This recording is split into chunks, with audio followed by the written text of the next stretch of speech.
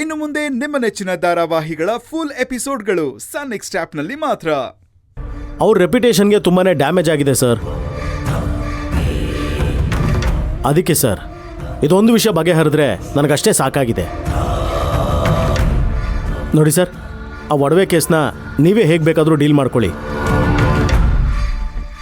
And one more sir, Teju case ಬಗ್ಗೆ ನೀವು enquiry ಮಾಡದೇ ಇರೋದೇ ಒಳ್ಳೆಯದು.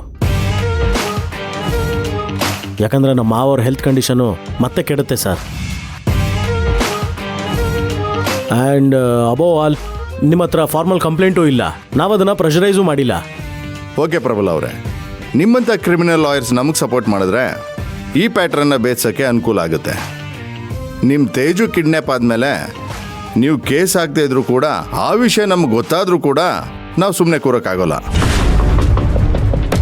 ನೋಡಿ ಪ್ರಬಲ್ ಅವರೇ, ನೀವು ಈ ರೀತಿ ಸುಮ್ಮನೆ ಬಿಟ್ಟರೆ ಈ ಥರ ಕೇಸ್ ಇನ್ನೂ ಹೆಚ್ಚಾಗುತ್ತೆ. ನೀವು ಕೇಳಿರೋ CCTV ಫುಟೇಜು ನಿಮ್ಮ ಮನೆಗೆ ತಲುಪಿಸ್ತೀವಿ. Okay sir, thank you.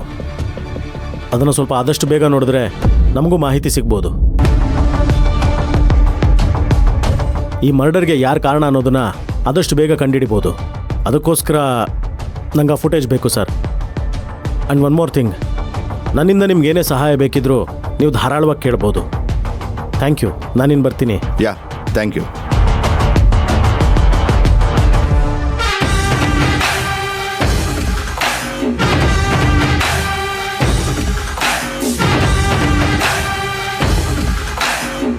ಈ SI ನನ್ನೇ ಸೈಕ್ ಮಾಡಕ್ಕೆ ನೋಡ್ತಾ ಇದ್ದಾನೆ.